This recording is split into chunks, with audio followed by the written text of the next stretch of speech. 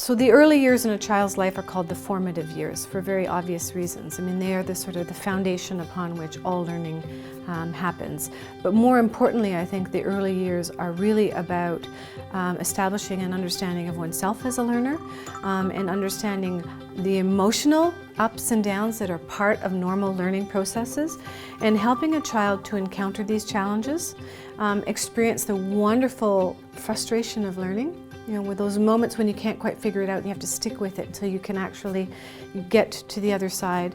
Those are lifelong skills. That type of grit is something that prepares children for everything in life. Reggio is the name of a city in Italy because it was founded there, or it commenced there, or began to flourish there after the Second World War. And it is to some extent limited in terms of the Reggio, the official Reggio approach emerges from the schools that are in Reggio Emilia in Italy.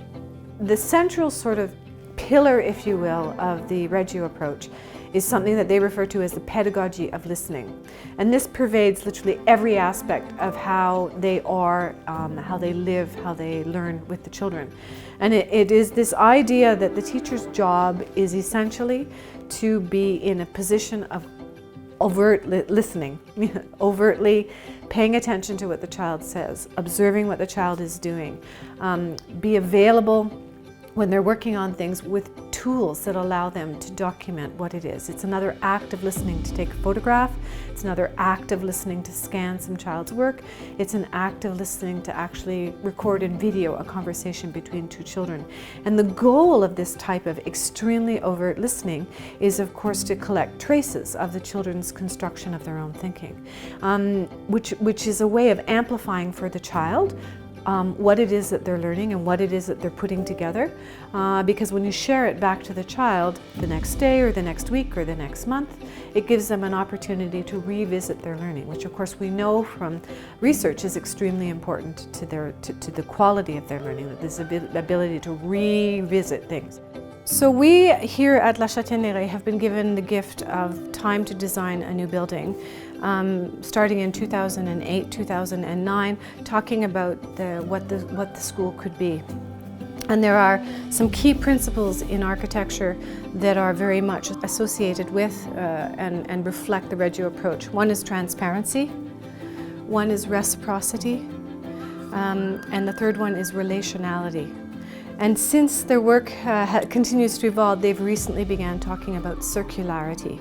So if you were constructing a building for children to learn, you would really want to think about a building that offered opportunities for transparency, so people can see inside, outside the classroom. There's a blurring of the outdoors and the indoors, if possible. There is an opportunity for reciprocity in that there's exchange and dialogue invited by that level of transparency. The relationality really is that a school is like an organism, a little mini society. And our design, for example, of the La Châtaigneraie building allowed for us to create what the Italians would refer to as a piazza, a great space in the middle where we all cross. You know, in the center of a good community, there's a place where people gather, or a place that people cannot miss as they go about their daily business. And we've been able to create that in a couple different spaces in the La Châtaigneraie building. So the atrium provides that opportunity. The outdoor spaces offer that, as do things like a cafeteria or an aula. A classroom that makes careful choices about what it reflects about the life of that classroom on its walls, outside the classroom, inside the classroom, is one that has a level of intentionality that's really important.